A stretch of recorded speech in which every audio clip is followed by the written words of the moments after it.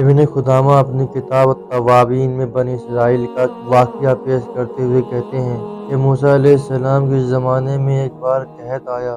آپ اپنے تمام صحابہ کے ساتھ اللہ کی بارگاہ میں ہاتھ اٹھا کر بارش کے لیے دعا کرتے ہیں۔ اللہ کی جانب سے موسیٰ علیہ السلام کو غیب سے آواز آئی اور کہا کہ اے موسیٰ، آپ کے ایک صحابی نے ابھی تک توبہ نہیں کی۔ موسیٰ علیہ السلام اپنے صحابہ سے کہتے ہیں کہ تم میں سے کون ہے جس نے توبہ نہیں کی، اس لیے بارش نہیں ہو رہی۔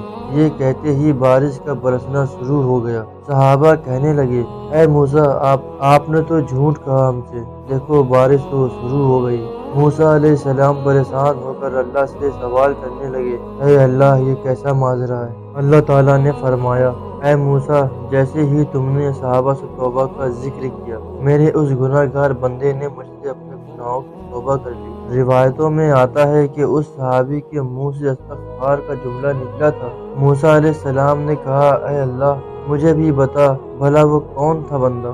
اللہ تعالیٰ نے فرمایا، اے موسیٰ، میرا بندہ جب گناہ کر کے توبہ نہیں کیا تب میں نے تم سے چھپایا، اب تو میرا بندہ توبہ کر چکا ہے، پھر بھلا اب تمہیں کیسے اس کا نام بتا دوں؟ سبحان اللہ، یہ رشتہ ہے اللہ کا اپنے بندوں سے۔ میرے عزیزو، اللہ رب العزت ہمارے گناہوں کو پوشیدہ رکھنے پر قادر ہے، اور صرف پوشیدہ ہی نہیں بلکہ ہمارے گناہوں کو معاف کرنے پر بھی قادر ہے۔ ذرا شدت سے خالص اس کی بارگاہ میں ہاتھ پھیلا کر تو دیکھو۔ بہرحال اس واقعے سے نصیحت ہے ان تمام حضرات کے لیے جو اللہ سے مایوس ہو کر اللہ کے آگے سر جھکانے کے بجائے فلاح اور فلاح کے در پر جھکتے ہیں۔ اپنے گناہوں کے قصے انہیں سنا کر انہیں اپنے گناہوں پر گواہ اور حجت بتاتے ہیں۔ اللہ رحم کرے، نہ جانے کس حد تک ہم اپنے رب سے مایوس ہوتے ہیں جبکہ وہ تو ہماری توبہ کی انتظار میں رہتا ہے۔ لہٰذا میرے دوستو، ہمیں چاہیے کہ ہم اللہ سے اپنا رشتہ مضبوط کر لیں اور ہر حال میں اللہ ہی سے سوال کریں، جیسا کہ ہمارے نبی کریم